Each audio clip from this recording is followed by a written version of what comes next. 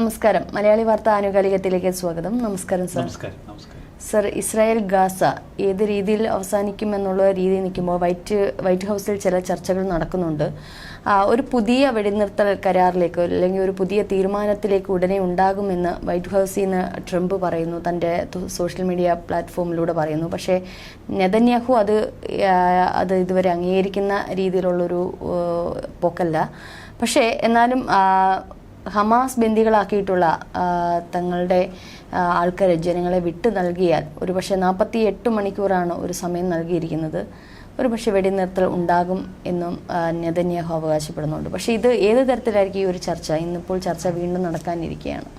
ലോകമുറ്റുനോക്കുന്ന ഒരു നിർണായക കൂടിക്കാഴ്ചയ്ക്കാണ് വാഷിംഗ്ടൺ DC-യിൽ ഇപ്പോൾ വേദിയൊരുങ്ങുന്നത്. ട്രംപ് നെതന്യാഹു കൂടിക്കാഴ്ച. കഴിഞ്ഞ കുറച്ച് ദിവസങ്ങളായി ഗസ മുൻപിൽ നടക്കുന്ന യുദ്ധം, ഈ കഴിഞ്ഞ ദിവസം ന്യൂയോർക്കിൽ ഐക്യരാഷ്ട്രസഭയുടെ ജനറൽ അസംബ്ലിയിൽ വെച്ച് നെതന്യാഹു ചില പ്രഖ്യാപനങ്ങൾ നടത്തി. അതിലേറ്റവും ശ്രദ്ധേയമായത് പലസ്തീൻ രാഷ്ട്രം തങ്ങൾ ഒരിക്കലും അനുവദിക്കില്ല എന്ന് ഒരിക്കൽ കൂടി അടിവരയിട്ട് പറയുന്ന ഇസ്രായേലിൻ്റെ വാക്കുകളാണ്. ഏറ്റവും നിർണായകമായൊരു ഘട്ടത്തിൽ ഇസ്രായേൽ എത്തി നിൽക്കുന്നു.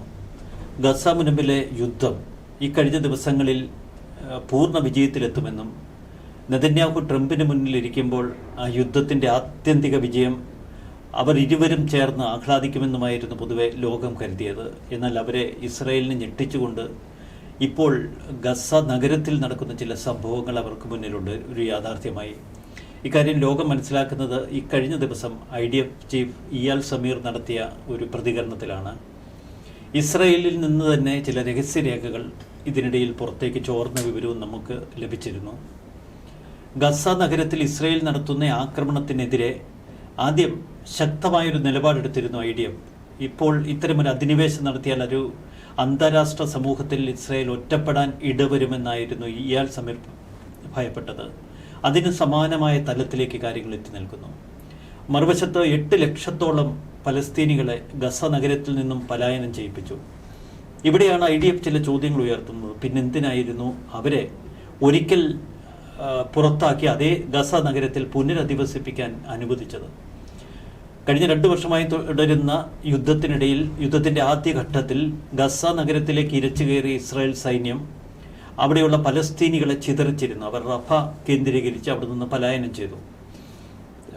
ഗസ നഗരത്തിലുള്ള 8 ലക്ഷത്തിലധികം പലസ്തീനികൾ അന്ന് പലായനം ചെയ്തവരിൽ ഉൾപ്പെടുന്നു.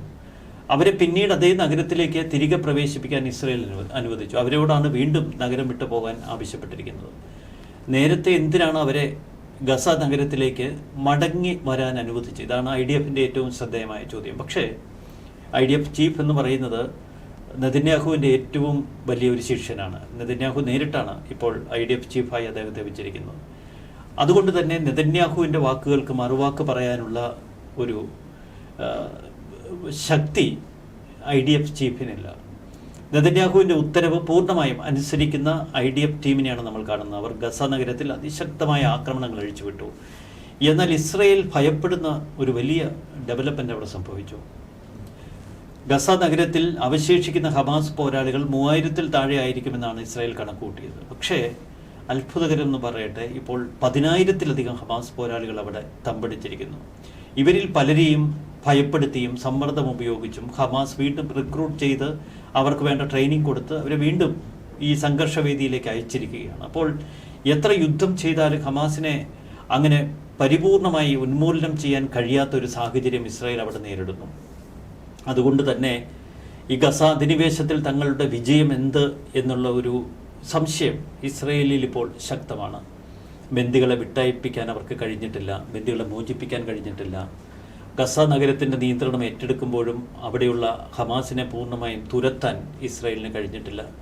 ഏറ്റവും ഭയപ്പെടുത്തുന്ന ചില വാർത്തകൾ ഇപ്പോൾ പുറത്തു വരുന്നു. ആ ഗസ നഗരം കേന്ദ്രീകരിച്ച് ചില ഗോത്ര സമൂഹങ്ങൾ, 2 ഗോത്ര സമൂഹങ്ങളാണ് മുഖ്യമായിട്ടുള്ളത്. അതിൽ ഈ ഗോത്ര സമൂഹങ്ങൾ നേരത്തെ ഹമാസിനെതിരെ യുദ്ധം പ്രഖ്യാപിച്ചവരാണ്. അന്ന് ഇസ്രായേൽ അവർക്ക് വേണ്ട സാമ്പത്തിക സഹായം ചെയ്തിരുന്നു, മാനുഷിക സഹായങ്ങൾ ചെയ്തിരുന്നു. ഇപ്പോൾ ആ ഗോത്ര സമൂഹങ്ങൾ വീണ്ടും ഹമാസിനൊപ്പം എന്ന പ്രസ്താവന ഇന്നലെ പുറപ്പെടുവിച്ചു. അത് ഭയം കൊണ്ടാവാം, സമ്മർദ്ദം കൊണ്ടാവാം, അഥവാ ഹമാസ് വീണ്ടും ശക്തിപ്പെടുന്നു എന്ന ഒരു പേടി കൊണ്ടാവാം. ഇതിനിടയിൽ ഹമാസിന്റെ ചില രഹസ്യ വിവരങ്ങൾ ഇസ്രായേൽ ചോർത്തിയെടുത്തു മൊസാദ്. അതും കൂടുതൽ സമ്മർദ്ദമുണ്ടാക്കുന്നതാണ് ഇസ്രായേലിന്. ആ വിവരങ്ങൾ ഹമാസ് ഇപ്പോൾ അധികാരത്തിൽ നിന്നൊന്ന് പിൻവാങ്ങിയാലും അടുത്ത 5 വർഷം മുതൽ 10 വർഷം വരെയുള്ള ഒരു പദ്ധതി കാലയളവിലൂടെ വീണ്ടും ഗസയിൽ അധികാരത്തിൽ തിരിച്ചെത്താനുള്ള ഒരു പദ്ധതിയാണ് അവർ വിഭാവനം ചെയ്യുന്നത്. അപ്പോൾ ചുരുക്കത്തിൽ 2 വർഷം നീണ്ട യുദ്ധത്തിനൊടുവിൽ ഇസ്രായേൽ എന്ത് നേടി എന്ന ചോദ്യം അവർക്ക് മുന്നിൽ അവശേഷിക്കുന്നു. ഒരു പരിധിവരെ ഹമാസിനെ ദുർബലപ്പെടുത്താൻ കഴിഞ്ഞു. ഗസ മുനമ്പിൽ ഹമാസിന്റെ ഒരു തേർവാഴ്ചയ്ക്ക് അറുതി വരുത്താൻ കഴിഞ്ഞുവെങ്കിലും അവർ പൂർണ്ണമായി ഉന്മൂലനം ചെയ്യാൻ കഴിഞ്ഞിട്ടില്ല. ഇതാണ് ഇസ്രായേൽ നേരിടുന്ന ഏറ്റവും വലിയ സമ്മർദ്ദം. പ്രാദേശിക തലത്തിൽ അല്ലെങ്കിൽ രാജ്യതലത്തിൽ. രാജ്യാന്തര തലത്തിൽ മറ്റൊരു സമ്മർദ്ദം ഇപ്പോൾ ഇസ്രായേൽ നേരിടുകയാണ്. അത് ഗസ മുനമ്പിലേക്കുള്ള അധിനിവേശം ആരംഭിച്ചതിന് പിന്നാലെ UK, ഫ്രാൻസ്, ഓസ്ട്രേലിയ, കാനഡ തുടങ്ങിയ രാജ്യങ്ങൾ ആദ്യഘട്ടത്തിലും പിന്നീട് ഏകദേശം 8ഓളം രാജ്യങ്ങളും പരസ്യമായി രംഗത്തെത്തി ഇസ്രായേലിനെ തള്ളിപ്പറഞ്ഞു. ഇസ്രായേലുമായുള്ള ബന്ധം വിച്ഛേദിക്കുമെന്ന് പ്രഖ്യാപിച്ചു. പലസ്തീൻ രാഷ്ട്രം അവർ അംഗീകരിച്ചു. ഇവരൊക്കെ അമേരിക്കയുടെ സഖ്യകക്ഷികളാണ്. അമേരിക്കയുടെ ഒരു കൂട്ടം സഖ്യകക്ഷികൾ ഇസ്രായേലിനെ തള്ളിപ്പറഞ്ഞ ഏറ്റവും ശക്തമായ സമ്മർദ്ദം അന്താരാഷ്ട്ര തലത്തിൽ. അപ്പോൾ ട്രംപിന് മുന്നിൽ ഇരിക്കുന്ന നെതന്യാഹു ഏറെ ദുർബലനാണ്. ഇപ്പോൾ നെതന്യാഹുവിനെ സംബന്ധിച്ച് അടിയന്തരമായൊരു വെടിനിർത്തൽ അത് അനിവാര്യമാണ്. മറ്റൊരു വലിയ സമ്മർദ്ദം നെതന്യാഹു അനുഭവിക്കുന്നത് 2026 ഒക്ടോബറിലാണ് ഇനി ഇസ്രായേലിൻ്റെ പൊതു തെരഞ്ഞെടുപ്പ്. ആ തെരഞ്ഞെടുപ്പിന് ഇനി മാസങ്ങൾ മാത്രം. തീവ്ര വലതുപക്ഷ കക്ഷികൾ ഇപ്പോൾ നെതന്യാഹുവിനോട് ആവശ്യപ്പെട്ടിരിക്കുന്നത് പലസ്തീൻ രാഷ്ട്രവാദത്തെ ട്രംപ് പിന്തുണച്ചാൽ ട്രംപിനെ തള്ളിപ്പറയണമെന്നാണ്. ഹമാസിന് ഏതെങ്കിലും തലത്തിൽ അനുകൂലമുണ്ടാക്കുന്ന ഒരു വെടിനിർത്തൽ കരാറിനാണ് ട്രംപ് നിർദ്ദേശിക്കുന്നതെങ്കിൽ ട്രംപിൻ്റെ നിർദ്ദേശങ്ങൾ പൂർണ്ണമായി തള്ളിക്കളയണമെന്നാണ്. അപ്പോൾ ഇത്തരം സമ്മർദ്ദങ്ങൾ രാജ്യതലത്തിൽ നേരിടുന്നു, സ്വന്തം സഖ്യകക്ഷികളിൽ നിന്ന് നേരിടുന്നു. നെതന്യാഹു ഏതെങ്കിലും തരത്തിൽ ട്രംപുമായുള്ള സംഭാഷണങ്ങൾക്കിടയിൽ ദുർബലനായി പോയാൽ സ്വന്തം സഖ്യകക്ഷികൾ, തീവ്ര വലതുപക്ഷ കക്ഷികൾ അദ്ദേഹത്തെ പരസ്യമായി തള്ളിപ്പറയും. ഇത് ആത്യന്തികമായ ഒരു തെരഞ്ഞെടുപ്പ് തോൽവിയിൽ ചെന്ന് അവസാനിക്കും. അപ്പം നെതന്യാഹു നേരിടുന്ന സമ്മർദ്ദങ്ങൾ ചില്ലറയല്ല. ഇത്തരമൊരു ഘട്ടത്തിൽ ട്രംപിന് മുന്നിലിരിക്കുന്ന നെതന്യാഹുവിന് ഇനി ഒന്നേ മാർഗമുള്ളൂ: ട്രംപിൻ്റെ ആ നിർദ്ദേശം സ്വീകരിക്കുക. ഇസ്രായേലിനെ, നെതന്യാഹുവിനെ രക്ഷിക്കാൻ ട്രംപിന് മാത്രമേ ഇപ്പോൾ സാധ്യമാകൂ എന്ന തലത്തിൽ കാര്യങ്ങൾ എത്തി നിൽക്കുന്നു. ഇതാണ് ട്രംപിന് മുന്നിൽ നിൽക്കുന്ന നെതന്യാഹുവിൻ്റെ ഒരു കൃത്യമായ ചിത്രം. ഒരുപക്ഷെ രാജ്യാന്തര തലത്തിൽ തന്നെ അദ്ദേഹത്തിന് ഇത്തരത്തിലുള്ള വിമർശനങ്ങൾ, അതായത് പലസ്തീൻ രാഷ്ട്രമാക്കരുത്, അല്ലെങ്കിൽ തുടരണം, അത് സ്വാഭാവികമായിട്ട് എത്തിച്ചേരുന്ന യുദ്ധം തുടരുക എന്നുള്ളൊരു രീതിയിലാണ്. പക്ഷേ ഒപ്പം ബന്ദികളെ മോചിപ്പിക്കുക എന്നുള്ളൊരു വലിയ ഒരു കാര്യം കൂടി അവിടെ സാധ്യമാക്കേണ്ടതുണ്ട്. അതൊരു പക്ഷേ ഒരു വിഭാഗം ജനങ്ങൾ അവരിന് വലിയൊരു പ്രതിഷേധത്തിലാണ്. കാരണം ഈ ഒരു യുദ്ധം അവസാനിപ്പിക്കണം, എത്രയും വേഗം ബന്ദികളെ മോചിപ്പിക്കണം എന്നുള്ളത് നമ്മൾ കണ്ടതാണ്. UN ജനറൽ അസംബ്ലിയിൽ നെതന്യാഹു സംസാരിക്കുമ്പോൾ ഗാലറിയിൽ ഇരുന്ന ബന്ദികളുടെ കുടുംബം ഉയർത്തിയ ആവശ്യങ്ങൾ എന്ന് പറഞ്ഞാൽ ലോകത്തിന് മുന്നിൽ തങ്ങളെ ശ്രദ്ധിക്കപ്പെടണമെന്ന ആഗ്രഹത്തോടെയാണ് അവർ UN ജനറൽ അസംബ്ലി ഹാളിലെ ഗാലറിയിലെത്തി നെതന്യാഹുവിനോട് കാര്യങ്ങൾ അപേക്ഷിക്കുന്ന കാഴ്ച, പരസ്യമായി ലോകത്തിന് മുന്നിൽ അപേക്ഷിക്കുന്ന കാഴ്ച. ഹമാസിന് ഇപ്പോൾ ഇത്തിരി ഊർജ്ജം ലഭിച്ചിരിക്കുന്നത് യൂറോപ്യൻ യൂണിയൻ രാജ്യങ്ങളുടെ നിലപാട് കൊണ്ടാണ് എന്ന് നെതന്യാഹു പരസ്യമായി UN ജനറൽ അസംബ്ലിയിൽ പറഞ്ഞു. മറുവശത്ത് അമേരിക്കയിൽ നടത്തിയ ഒരു മാധ്യമ സമ്മേളനത്തിലും നെതന്യാഹു ഇക്കാര്യം ആവർത്തിച്ചു. പക്ഷേ ട്രംപ് വളരെ സൂക്ഷ്മതയോടെയാണ് കഴിഞ്ഞ കുറച്ച് ദിവസങ്ങളായി സംസാരിക്കുന്നത്. ട്രംപ് പറയുന്നത് മധ്യേഷ്യയിലെ പ്രശ്നങ്ങൾ അവസാനിപ്പിക്കാനുള്ള ഫോർമുല തൻ്റെ കയ്യിലുണ്ട്. ഏതാനും ദിവസങ്ങൾക്കകം മിഡിൽ ഈസ്റ്റിനെ താൻ കൂടുതൽ മഹത്തരമാക്കും. ഹമാസും ഇസ്രയേലും തമ്മിലുള്ള ഒരു വെടിനിർത്തലിലേക്ക് കാര്യങ്ങൾ എത്തുന്നു. പക്ഷേ ഇതെങ്ങനെ എന്നതിൽ കൂടുതൽ വിശദീകരണം ട്രംപ് വെളിപ്പെടുത്തുന്നില്ല. ട്രംപ് പറഞ്ഞു, ഞാൻ നെതന്യാഹുവുമായി ഒന്ന് സംസാരിക്കട്ടെ. ഞാൻ തയ്യാറാക്കിയിരിക്കുന്ന പദ്ധതിക്ക് എനിക്ക് ആദ്യം നെതന്യാഹുവിൽ നിന്ന് ഒരു അനുകൂല മറുപടി ലഭിക്കണം. അതിനുശേഷം ഈ പദ്ധതി ഹമാസുമായി ചർച്ച ചെയ്യും, ഇത് നടപ്പിലാക്കും. അപ്പോൾ ട്രംപിൽ കാണുന്നത് വലിയ ആത്മവിശ്വാസമാണ്. ഇവിടെ ഹമാസിനെ സംബന്ധിച്ച് ഒരു അടിയന്തര വെടിനിർത്തലിൽ എത്തേണ്ടത് അവരുടെ വലിയൊരു ആവശ്യമാണ്. കാരണം പിടിച്ചു നിൽക്കാൻ കഴിയുന്നില്ല എന്ന യാഥാർത്ഥ്യം നിൽക്കുന്നു. ഹമാസിനെ പൂർണ്ണമായി ഉന്മൂലനം ചെയ്യാൻ ഇസ്രായേലിന് സാധിച്ചില്ല എങ്കിലും എത്രമാത്രം ഇസ്രായേലിൻ്റെ ഈ അധിനിവേശത്തിൽ അവർക്ക് പിടിച്ചു നിൽക്കാൻ കഴിയുമെന്ന ചോദ്യം നിൽക്കുകയാണ്. ട്രംപിന് മുന്നിലിരിക്കുമ്പോൾ നെതന്യാഹുവിന് ചെറിയ ആത്മവിശ്വാസം ആ മുഖത്തുള്ളത് 2 കാരണങ്ങൾ കൊണ്ടാണ്. ഒന്ന് ഹമാസിനെ ദുർബലപ്പെടുത്താൻ ഇപ്പോൾ ഏറെക്കുറെ കഴിഞ്ഞിരിക്കുന്നു. ഗസ നഗരത്തിനുള്ളിൽ കയറി ഇത്തരം ആക്രമണം നടത്തിയതിലൂടെ ഹമാസിനെ ദുർബലപ്പെടുത്താനും പ്രാദേശിക ഭരണ സംവിധാനങ്ങളെ ഏറെ ശിഥിലീകരിപ്പിക്കാനും ഇസ്രായേലിന് കഴിഞ്ഞിട്ടുണ്ട്. ഇപ്പോൾ പറയുന്ന ഹമാസിന്റെ പോലീസ് ഉദ്യോഗസ്ഥർ ഒട്ടേറെ പേർ കൊല്ലപ്പെട്ടു. സിവിലിയൻ ഭരണകൂടങ്ങൾ പൂർണ്ണമായി തകർന്നടിഞ്ഞു. ഇപ്പോൾ തീവ്രവാദികളുടെ നിയന്ത്രണം നിലനിൽക്കുന്നുവെങ്കിലും ഗസ നഗരത്തിന്റെ നിയന്ത്രണം പൂർണ്ണമായി ഇസ്രായേൽ സൈന്യത്തിന്റെ കയ്യിലാണ്. അപ്പോൾ അത് ഇസ്രായേലിനെ സംബന്ധിച്ച ഒരു വലിയ വിജയമാണ്. ഈ സമ്മർദ്ദം അതിജീവിക്കുക ഹമാസിന് അത്ര എളുപ്പമല്ല. ഹമാസ് ഇപ്പോഴും പറയുന്നത് 2 ബന്ദികളുടെ കാര്യത്തിൽ തങ്ങൾക്ക് തികഞ്ഞ അജ്ഞത തുടരുന്നു ഇസ്രായേൽ അധിനിവേശത്തിൽ. ബാക്കിയുള്ള 20 ബന്ദികളും സുരക്ഷിതരായി കഴിയുന്നു എന്നൊക്കെ ഹമാസ് ഇതിനിടയിൽ ചില പത്രപ്രസ്താവനകൾ നടത്തി മറ്റ് വിദേശ രാജ്യങ്ങൾ വഴി നമ്മൾ കണ്ടിരുന്നു. അപ്പോൾ ട്രംപ് മുന്നോട്ട് വയ്ക്കുന്ന ഫോർമുല അതായിരിക്കും ഇനി ലോകം ഏറെ ചർച്ച ചെയ്യപ്പെടുന്ന ഏറെ പ്രധാനപ്പെട്ട ഒന്ന്. ട്രംപ് വിഭാവനം ചെയ്യുന്നത് 3 തലത്തിലാണ്. ഒന്ന്, അടിയന്തര വെടിനിർത്തൽ, അടിയന്തര ബന്ദി വിടുതൽ. മൂന്നാമത്, പലസ്തീൻ രാഷ്ട്രത്തിലേക്കുള്ള പാതയൊരുക്കൽ. പലസ്തീൻ രാഷ്ട്രം പൂർണ്ണമായി ട്രംപ് തള്ളിപ്പറയുന്നില്ല, അതിനുവേണ്ടിയുള്ള പാതയൊരുക്കൽ എന്ന് മാത്രമാണ് പറയുന്നത്. പക്ഷെ അവിടെ നെതന്യാഹു ഇന്നലെ കുറച്ചുകൂടി വിശദമാക്കി. തങ്ങൾ വിഭാവനം ചെയ്യുന്നത് ഒരു സ്വതന്ത്ര ചുമതലയുള്ള പലസ്തീൻ അതോറിറ്റിയാണ്. അത് ഇപ്പോഴത്തെ പലസ്തീൻ ഭരണകൂടമല്ല, കുറച്ചുകൂടി വിശാലമായ ഒരു ഭരണകൂടമാണ്. നേരത്തെ UN ജനറൽ അസംബ്ലിക്ക് പുറത്തുവെച്ച് നെതന്യാഹു ചില വിശദീകരണങ്ങൾ അതിന്മേൽ നടത്തിയിരുന്നു. പലസ്തീൻ അതോറിറ്റിക്ക് വിശാലമായ അധികാരങ്ങൾ നൽകുമ്പോഴും ഇസ്രായേൽ അവിടെയുള്ള സൈനിക നിയന്ത്രണങ്ങൾ മുഴുവൻ നീക്കില്ല. മറ്റ് ലോക രാജ്യങ്ങൾക്ക് കൂടി നിയന്ത്രണമുള്ള ഒരു മേഖലയാക്കി ഗസ മുനമ്പിലെ മാറ്റും. വെസ്റ്റ് ബാങ്കിനെ പൂർണ്ണമായോ അതിനെ ഭാഗികമായോ ഞങ്ങൾ പിടിച്ചെടുക്കും.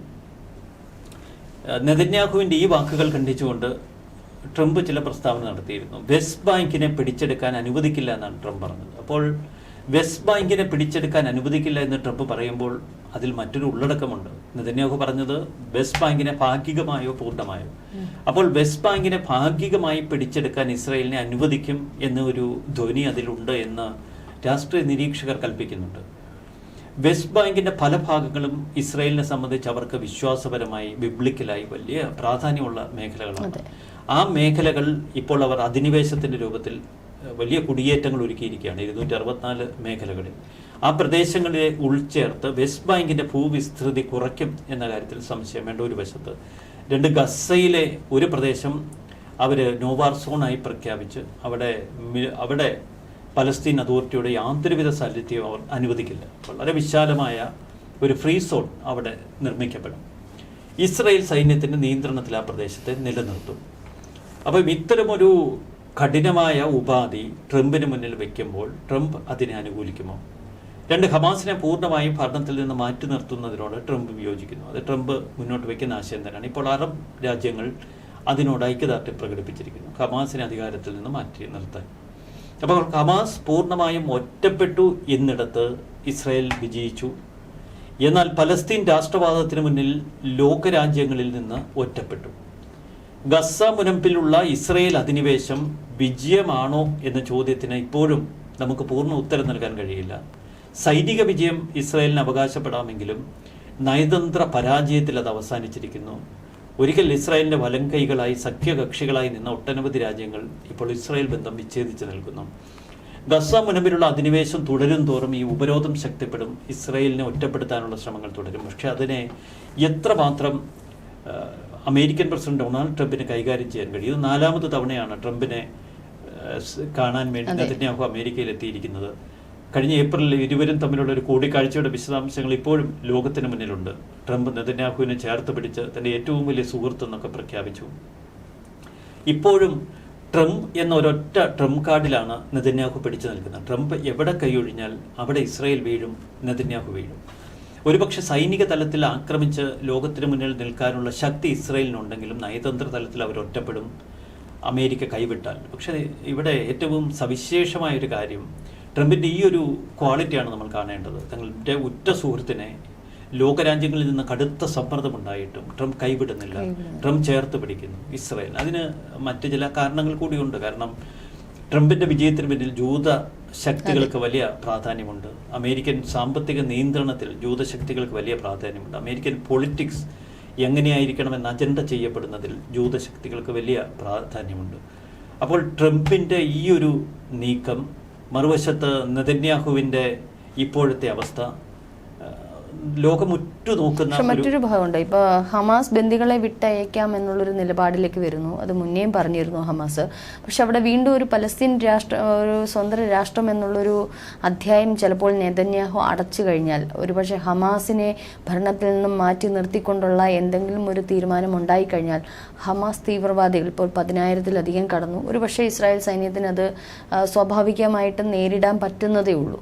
പക്ഷെ എന്നാലും അത് വീണ്ടും ഈ പറഞ്ഞതുപോലെ ഒരു സമാധാന ചർച്ചയിലേക്കല്ലല്ലോ പോകുന്നത്. ഹമാസ് അത് അംഗീകരിക്കണമല്ലോ. അല്ല, അവിടെ അമേരിക്കയും നെതന്യാഹുവും ഒക്കെ കണക്ക് കൂട്ടുന്ന ചില പദ്ധതി അല്ല വിഭാവനം ചെയ്യുന്ന ചില ഭാവി പ്രോഗ്രാമുകളുണ്ട്. അതിലൊന്ന് ഈ ഗസ മുനമ്പിൻ്റെയും വെസ്റ്റ് ബാങ്കിൻ്റെയും നിയന്ത്രണം ഇപ്പോഴുള്ള പലസ്തീൻ അതോറിറ്റിക്ക് അല്ല ഒരു വിശാല പലസ്തീൻ അതോറിറ്റിക്ക് കൈമാറുന്നു. ഇത്തരമൊരു കൈമാറ്റത്തിലൂടെ അവിടെ വ്യവസ്ഥാപിതമായ ഒരു സിവിലിയൻ ഭരണകൂടം നിലവിൽ വരുന്നു. ഇപ്പോൾ തകർന്നടിഞ്ഞു കിടക്കുന്ന ഗസ മുനമ്പിനെ പുനർനിർമ്മിക്കാൻ അമേരിക്കയും അറബ് രാജ്യങ്ങളും കൈകോർത്ത് ഇസ്രയേലിനൊപ്പം നിൽക്കുന്നു. ഇസ്രയേലിൻ്റെ സൈനിക പോസ്റ്റുകളും ഇസ്രയേലിൻ്റെ സൈനിക സാന്നിധ്യവും അവിടെ പൂർണ്ണ തോതിൽ നിലവിൽ വരുന്നു. ഈ ഘട്ടത്തിൽ പലസ്തീൻ അതോറിറ്റി ഒരു പപ്പറ്റ് അതോറിറ്റി ആയിരിക്കും. ഇസ്രയേലിൻ്റെ ഒരു രണ്ടാം ഭരണ സംവിധാനം മാത്രമാകും. ഇസ്രയേൽ സൈന്യത്തിൻ്റെ കീഴിലാവും ഗസ മുനമ്പ്. ലോക രാജ്യങ്ങളോട് വിശദീകരിക്കുമ്പോൾ പലസ്തീന് സ്വാതന്ത്ര്യം കൊടുത്തു എന്ന നിലയിൽ ഇസ്രയേൽ വിശദീകരിക്കുമെങ്കിലും പൂർണ്ണമായി ആ മുനമ്പിനെയും വെസ്റ്റ് ബാങ്കിനെയും കൈപ്പിടിയിൽ ഒതുക്കിയുള്ള കളിയെ ഇസ്രായേൽ കളിക്കൂ. ഈ കാര്യത്തിൽ അമേരിക്കയ്ക്കും പൂർണ്ണ ബോധ്യമുണ്ട്. അമേരിക്കയും വിഭാവനം ചെയ്യുന്ന അത്തരമൊരു ഭാവി പദ്ധതിയിലേക്കാണ്. അങ്ങനെ ഒരു ഘട്ടത്തിൽ ഇപ്പോൾ വ്യവസ്ഥാപിതമായ ഒരു സംവിധാനം ബന്ദികളുടെ കാര്യം അല്ല, ബന്ദികളെ വിട്ടയച്ചതിന് ശേഷം അതായത് ഹമാസുമായിട്ട് ഒരു കരാറിൽ എത്തിയാലല്ല ബന്ദികളുമായിട്ട് വിട്ടയക്കാൻ പറ്റും. പക്ഷേ ഇത്തരത്തിലുള്ള കരാർ ഹമാസ് അംഗീകരിച്ചില്ലെങ്കിൽ സംശയങ്ങൾക്കിടയില്ലാത്ത വിധം ഇസ്രായേൽ ഇപ്പോഴും വ്യക്തമാക്കുന്നത് അടിയന്തരമായി പൂർണ്ണമായി ബന്ദികളെ വിട്ടയക്കുക, വെടിനിർത്തലിന് തങ്ങൾ തയ്യാറാണ്. ബന്ദികളെ പൂർണ്ണമായി വിട്ടയച്ചാൽ പക്ഷെ ഹമാസ് അധികാരത്തിൽ നിന്ന് പൂർണ്ണമായി ഒഴിഞ്ഞു നിൽക്കണം. അപ്പോൾ ഹമാസിനെ നിർവീര്യരാക്കി അവരെ പൂർണ്ണമായി അധികാരത്തിൽ നിന്ന് മാറ്റി നിർത്തി ഗസ മുനമ്പിനെ മറ്റൊരു ഏജൻസിയെ ഏൽപ്പിക്കുന്നു. ഇസ്രായേലിന്റെ നിയന്ത്രണം തുടരുന്നു. അതാവും അവിടെ സംഭവിക്കുക. ഇത്തരമൊരു കരാറിന് മാത്രമേ അമേരിക്ക പച്ചക്കൊടി കാട്ടൂ, നെതന്യാഹു ഒരു അംഗീകാരം നൽകൂ. അവിടെ ഇത്തരമൊരു പദ്ധതി ആവിഷ്കരിക്കപ്പെട്ടില്ല എങ്കിൽ നെതന്യാഹുവിന്റെ രാഷ്ട്രീയ ഭാവി അപകടത്തിലാകും. ഇസ്രായേലിൽ വലിയ രാഷ്ട്രീയ ഭൂകമ്പങ്ങൾക്ക് ഇത് ഇടവരുത്തും. വലിയ തീവ്ര വലതുപക്ഷ കക്ഷികൾ പ്രധാനമന്ത്രി സ്ഥാനത്തെത്തും. അത് ലോകം ഭയക്കുന്ന യുദ്ധഘട്ടങ്ങളിലേക്ക് കടക്കാൻ ഇടവരും. അത് അമേരിക്കയും കണക്കൂട്ടുന്നുണ്ട്. കാരണം നെതന്യാഹുവിനെ മാറ്റി വീണ്ടും തീവ്ര നിലപാടുള്ള ഒരു പ്രധാനമന്ത്രി ഇസ്രായേലിൽ വന്നാൽ നെതന്യാഹുവിനെ സംബന്ധിച്ച് തീവ്ര നിലപാടുകൾക്ക് കുപ്രസിദ്ധനാണ്. പക്ഷെ അതിനേക്കാൾ ഭീകരമായ ഒരു തീവ്ര നിലപാടുള്ള ഒരു പ്രധാനമന്ത്രി എത്തിയാൽ അതിൻ്റെ അപകടം ചിന്തിക്കുന്നതിനും അപ്പുറം. അതുകൊണ്ട് തന്നെ നെതന്യാഹുവിനെ മുൻനിർത്തി ഈ ഗെയിം അമേരിക്ക അവസാനിപ്പിക്കും. തൊട്ടപ്പുറത്ത് ഹമാസ് എന്ന ഭീകര സംഘങ്ങളെ ഒരിക്കലും അവിടെ പാലൂട്ടി വളർത്താൻ അമേരിക്ക അനുവദിക്കത്തില്ല. കാരണം അത് പിന്നീട് ഇറാനിയൻ സഖ്യശക്തികൾക്ക്, ഇറാനിയൻ പ്രോക്സികൾക്ക് കരുത്തേക്കും. അത് അമേരിക്ക കണക്കൂട്ടിയേ നീങ്ങും. മിഡിൽ ഈസ്റ്റിൻ്റെ നിയന്ത്രണം വിട്ടുകളയാനൊന്നും അമേരിക്ക ഒരുക്കമല്ല. പ്രത്യേകിച്ച് ഇപ്പോൾ അഫ്ഗാന്റെ നിയന്ത്രണം അമേരിക്കയുടെ കയ്യിൽ നിന്ന് പോയി. ഇറാഖിൽ അമേരിക്ക ഏറെ ദുർബലപ്പെട്ടു. സിറിയ ബാഷർ അസദിന് ശേഷം അൽ-ഷറ ഇപ്പോൾ അധികാരത്തിലെത്തി.